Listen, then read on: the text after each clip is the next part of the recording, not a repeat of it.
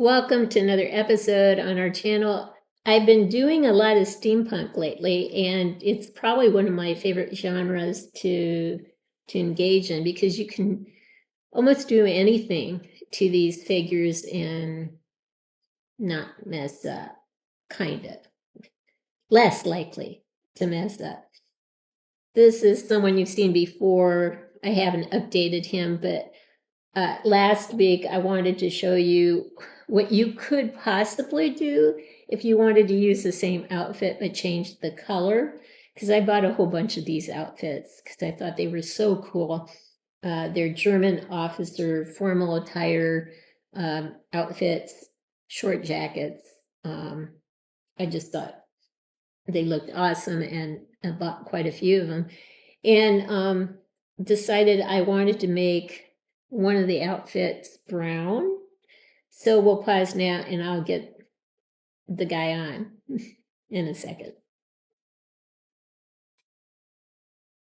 We are back, and you can see that we've transformed what was a blue formal attire outfit is now brown with a lighter brown vest on the inside, a white shirt, black tie, and so forth.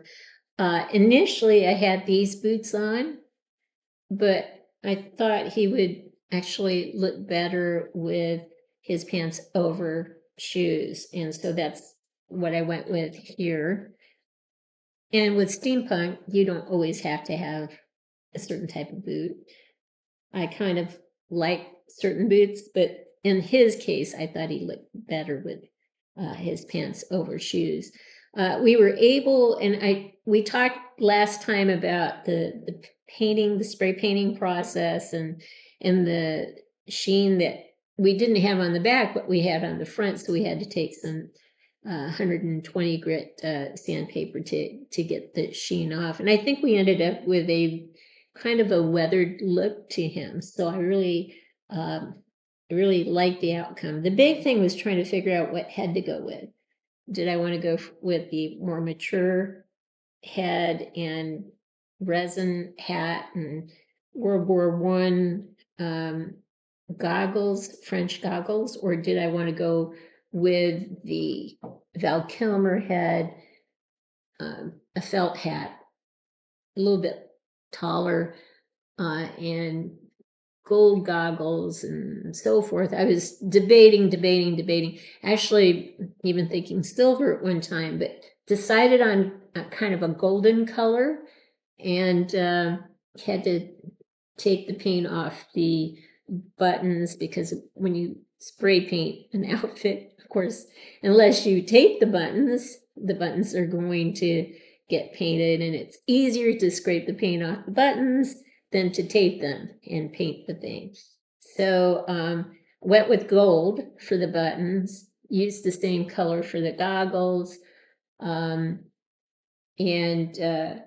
had a key I decided to use on him, have a sawed-off shotgun, and this is actually a bookmarker made out of metal that I got at an event that I attended last night.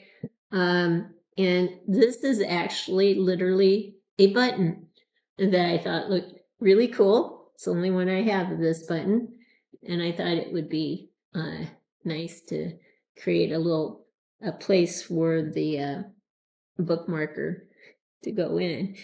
It kind of looks a little steampunkish, I think. So I think it works. So time for the turn tray. We'll get him on a turn tray and let you see him from different angles. So here he is. Let's kind of go around so you can see him.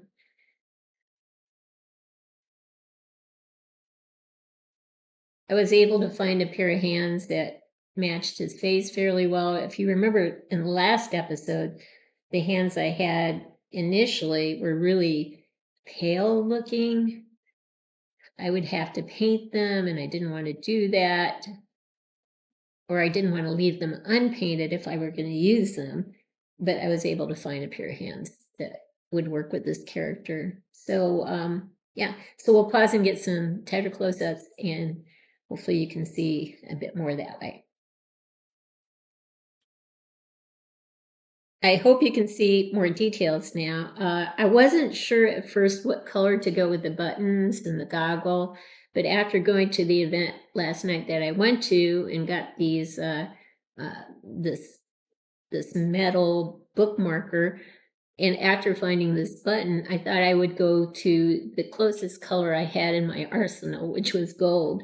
And so the buttons are gold, and the goggle is the same color, which is close to this bookmarker that kind of looks like it looks gothic, it looks steampunkish, and the button is a one-of-a-kind thing, and that matches, or the bookmarker matches that perfectly. So I thought I would put that like as a strap over his chest, and through that I could put this thing in. There's a key down here. He's not loaded with a lot of things, but I think he looks rather sharp.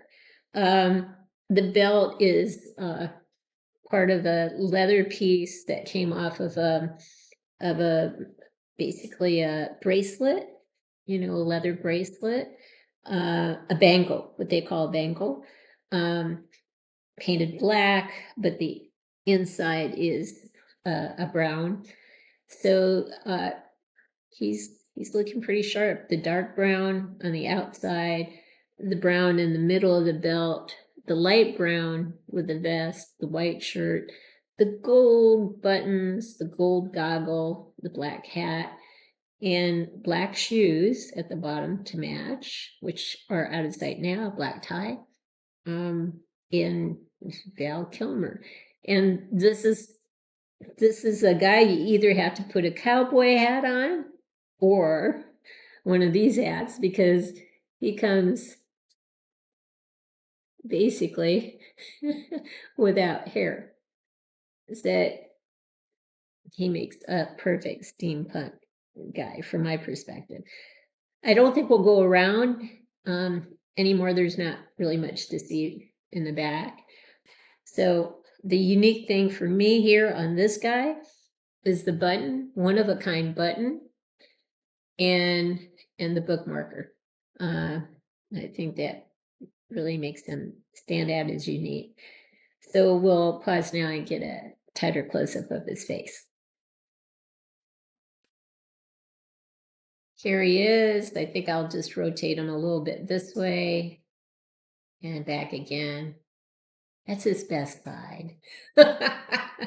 Anyway, there he is, Val Kilmer. Here's one last look at our steampunk guy of the day.